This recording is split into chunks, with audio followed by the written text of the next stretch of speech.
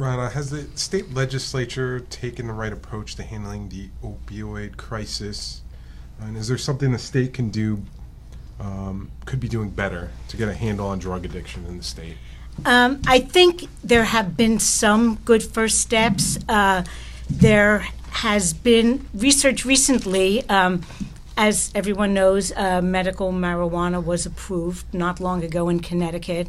And there is some research that's come up recently that states that have medical marijuana, the cannabis is actually can be a gateway out of opioid addiction.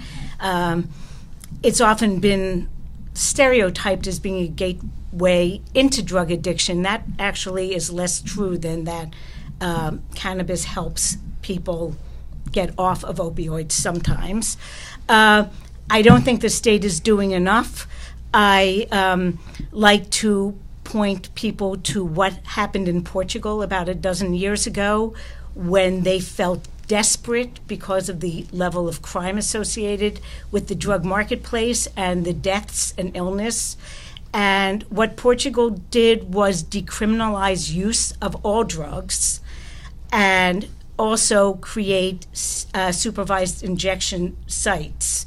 And in the last dozen years, there was a slight elevation in drug use for the first year. Since then, it has gone down, and crime has gone down extremely, and so have overdose deaths are actually not heard of.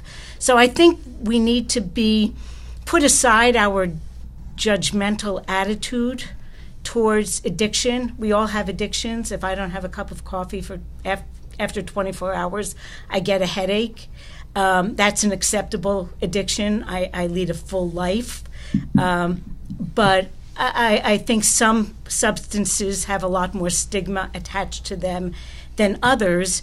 But by criminalizing those stigmatized substances, you add to the danger because of when criminals are in charge of manufacture and distribution, there is no purity control, there is no dosage control, there are no laws regulating sale to minors, and you can't go to lawyers if you have a conflict. You have shootouts in the street.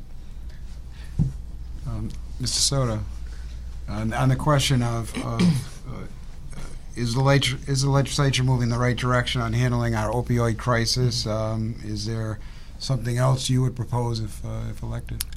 So I think, we started going down the path around, looking at overprescription. I think if we really want to be revolutionary here in Connecticut, we should have the strictest laws when it comes to overprescription. We can't arrest away this issue. It costs about $138 to, for someone to spend a night in jail in Connecticut.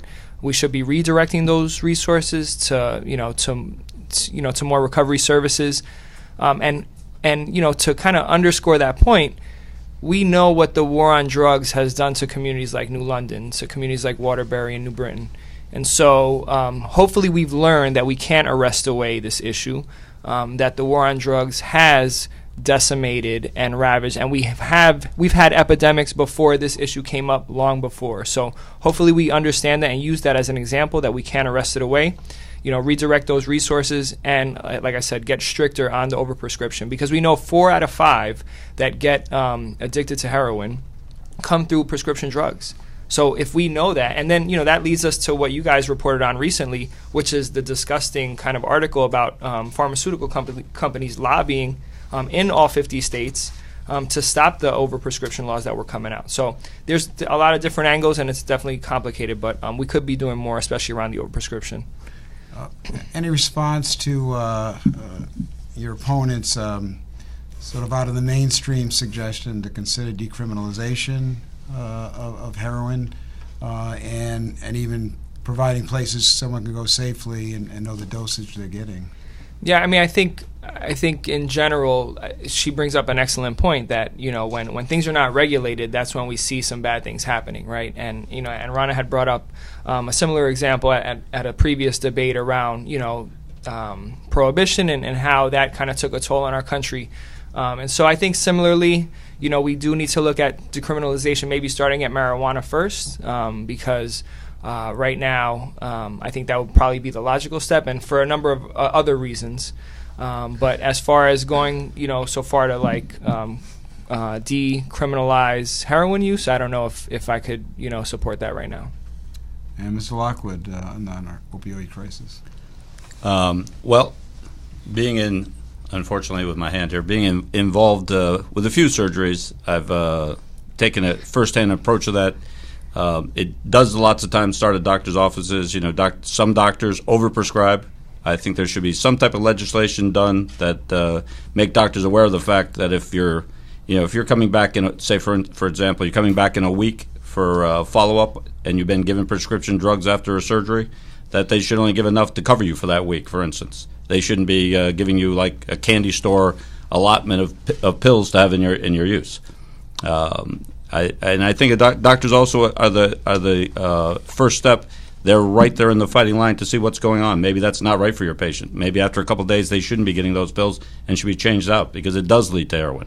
But it's not just a Connecticut issue. Rhode Island has serious troubles. New Hampshire has serious troubles. It's worldwide. So on the health, safety, and issues, I think there has to be stronger laws because it is such an inexpensive drug to get. There has to be stronger laws to prevent that from the people that are supplying that. There also has to be backup health situations to help the people that are addicted, which we aren't having in Connecticut now. As you've seen recently, Aetna's getting out of the healthcare providers. Healthcare is getting not provided for, and a lot of insurance agencies are now getting out of the local, especially, and it's not just for low-income people. It's spread worldwide. It could be the wealthiest child that's getting involved with it to the poorest kid. It's not one race or one ethnic group or one quality of where you are class-wise in America. It's so widespread. But I think the legislation has to do something with helping in the healthcare instances so people can get help when they are addicted to get some type of treatments, which we're not offering. Lots of times, they get the shot they need to revive them, and they're right back on the street again looking for the next fix. So that's why being involved in law, I think we really have to penalize the drug dealers that are supplying it because it is so inexpensive to have stricter laws for them. While at the same time doing some type of regulation with doctors and pharmacies so they're aware of how much they're actually giving out at a particular time. Can I say one very brief thing in conclusion? I don't know if New Londoners know this, but there is a methadone dispensary in New London, Hartford Dispensary, and there's nothing inherently more dangerous about heroin than methadone if they were both produced under regulated conditions.